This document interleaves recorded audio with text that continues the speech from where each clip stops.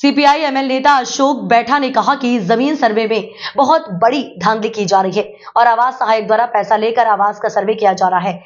जो लोग सुखी संपन्न हैं वो पैसा दे रहे हैं, उनका सर्वे किया जा रहा है। जो लोग गरीब हैं, पैसा देने में सक्षम नहीं है, उनका सर्वे नहीं हो रहा है। ये चीज का विषय है, ये जांच का विषय है। गरीब परिवार लाभ से कल भी वंचित था और आज भी वंचित है। माननीय सीपीआई एमएल नेता अशोक बैठा जी हैं। मैं इनसे जानना चाहता हूं, जिस तरीका से पूरे बिहार राज्य में सर्वे का काम चल रहा है, वो सर्वे जो आवास सहायक सर्वे का काम चल रहा है, आवास सहायक लोग गांव-गांव जाकर सर्वे कर रहे हैं। लोगों का कहना है कि जो लोग सुखी संपन्न लोग हैं, पैसे वाले हैं, वो पैसा दे देते हैं तो उनका सर्वे हो जा रहा है, और जो लोग पैसा नहीं दे पाते हैं उनका सर्वे नहीं हो पा रहा है। तो इसके बारे में कैसे जानकारी मिलेगा, मैं नेताजी से जानना चाहता हूं कि नेताजी, जिस तरीका से लोगों का कहना है कि सर्वे गलत तरीका से किया जा रहा है आवास सहायक द्वारा, तो इस पे क्या आप कह सकते हैं? देखिए, ये तो गवर्नमेंट की पॉलिसी का फेल्योर माना जाएगा, क्योंकि सरकार अगर चाहे तो वो गरीबों को एक साल में सबको आवास दे सकती है, आवास या भूमि जिसके पास नहीं है।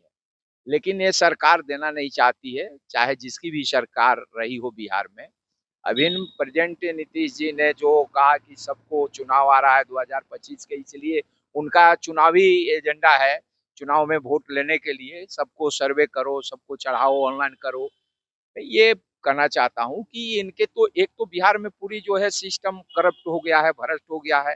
वो पूरा के पूरा अगर देखेंगे तो कमीशनखोरी और घूसखोरी में तब्दील हो गया है, और अंकुश नहीं है बिहार सरकार का। बिहार सरकार के माननीय मुख्यमंत्री का कोई अंकुश नहीं है। वो एकदम बिल्कुल, वो खुद अपने शरीर भी अब उनके ठीक से नहीं रख पाते हैं, तो उनको अब क्या कहा जाए।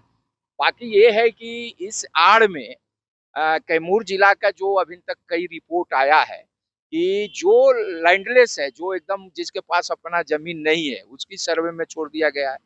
दूसरा है कि जिनके पास अपना आवास नहीं है, उस आवास विहीनों को भी सर्वे में वो, क्योंकि पैसा वो दे नहीं सकता, उसके पास तो हैंड टू माउथ है, कमा खाने वाला है, तो पैसा जिसके पास नहीं है उसका जो है वो साइड में छोड़ देता है सर्वे में। ऐसा कई लोग आरोप लगाए हैं।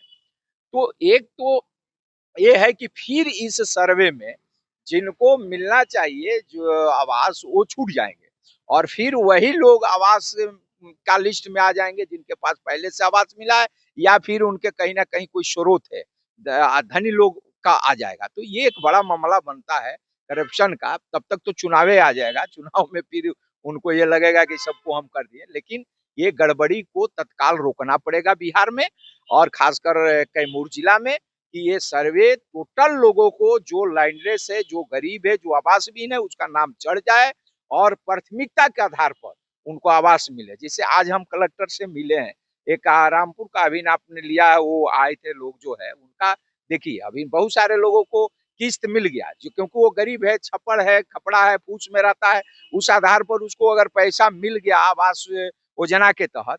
लेकिन जब उसको बनाने की बात आई तो स्टेट लाइन पर है, बिहार सरकार पर है, हर छवर पर है, तो उस आधार पर वो वहां जमीन पर बन नहीं पा रहा है। तो उसमें रिकवरी का आ जा रहा है, वीडियो रिकवरी कर रहे हैं। रिकवरी ना करके उनको चाहिए कि सबसे पहले जो गरीब है उसको आवास अगर लाभ मिल गया है तो उनको आवासीय भूमि भी दे दे। आवासीय भूमि प्राथमिकता के आधार पर देके, और आवास उसे आवंटित हो गया है उसका आवास बनवा दे, ये चाहिए। हम मांग करते हैं बिहार सरकार से, यहाँ के अधिकारी को, कि ऐसे जितने भी लोग हैं जिनको झोपड़ी है, उनका आवास से पैसा मिल गया है या नहीं मिला है, उनको मिल जाए और उनको भूमि देके उनका घर बनवाया जाए। ये जो है हम चाहेंगे। अगर ये नहीं होता है तो फिर तो हम बड़ा आंदोलन करबे करेंगे। हम लोग तो लगातार आंदोलन कर रहे हैं, आंदोलन से ही हम लोग लाल झंडे वाले आगे बढ़ते हैं, चाहे आंदोलन से ही हम लोग पहचान में है।